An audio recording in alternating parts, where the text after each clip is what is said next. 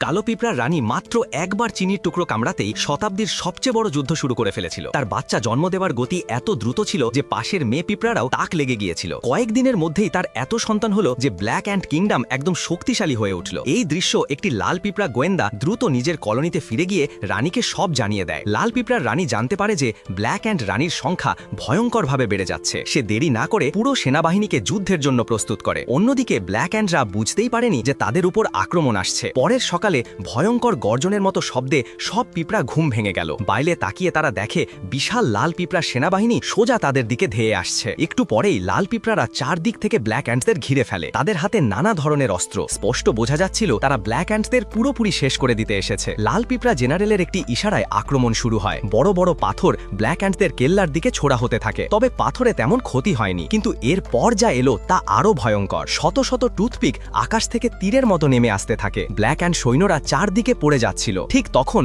Black and martial পাল্টা আক্রমণের নির্দেশ দেয়। তারা বড় একটি কটন সোয়াবের বাক্স তুলে কেল্লার দেয়াল থেকে নিচে ফেলে দেয়। তারপর তাদের গোপন অস্ত্র বের হয়, এফারভেসেন্ট ট্যাবলেট। ওপর থেকে পড়ে ট্যাবলেটগুলো বহু লাল পিঁপড়াকে চূর্ণ করে দেয়। কিন্তু লাল পিঁপড়ারা হার মানার মতো ছিল না। তারা একটি লোহার বল ছোড়ে যা সোজা ব্ল্যাক অ্যান্ডদের কেল্লার মাঝখানে গিয়ে লাগে। কেল্লা ভেঙে পড়ে। ব্ল্যাক অ্যান্ডদের মধ্যে আতঙ্ক ছড়িয়ে পড়ে। মার্শাল রানীর কাছে অনুমতি চায় চূড়ান্ত অস্ত্র ব্যবহারের। অনুমতি পাওয়ার পর ব্ল্যাক অ্যান্ডরা ম্যাচ বক্স টেনে বের করে। তার ভেতর ছিল তাদের ভয়ঙ্কর অস্ত্র, স্কাই ব্লাস্টার নামে একটি ফায়ারওয়ার্ক রকেট। এর বিস্ফোরণ এত শক্তিশালী ছিল যে পুরো সেনাবাহিনী উড়ে যেতে পারত। যদি লাল পিঁপড়ারা জানতো যে ব্ল্যাক অ্যান্ডদের এমন অস্ত্র আছে তবে তারা আক্রমণ করার সাহসী পেত না। কিন্তু সমস্যা ছিল তাদের কাছে মাত্র একটি ম্যাচস্টিক বাকি ছিল। সময় খুব কম। তারা ঝুঁটি নেয়। এক ব্ল্যাক অ্যান্ড ম্যাচ জ্বালায়, রকেটের ফিউজে আগুন লাগায়। স্কাই ব্লাস্টার আকাশে উঠে ভয়ঙ্কর বিস্ফোরণে ফেটে যায়। লাল পিঁপড়া বাহিনীর বেশিরভাগ ধ্বংস হয়ে যায়। তবুও জেনারেল হার মানে না। সে বেঁচে থাকা সৈন্যদের আরো জোরে আক্রমণের নির্দেশ দেয়। চারদিকে লাল পিঁপড়াদের আঘাত। ব্ল্যাক অ্যান্ডদের আর কিছুই বাকি নেই। তারা এদিক ওদিক ছুটতে থাকে। তখন এক ছোট লেডিবাগের মনে পড়ে যায় জঙ্গলে আরো একটি ম্যাচবক্স লুকানো আছে। সে জেনারেলকে জানায়,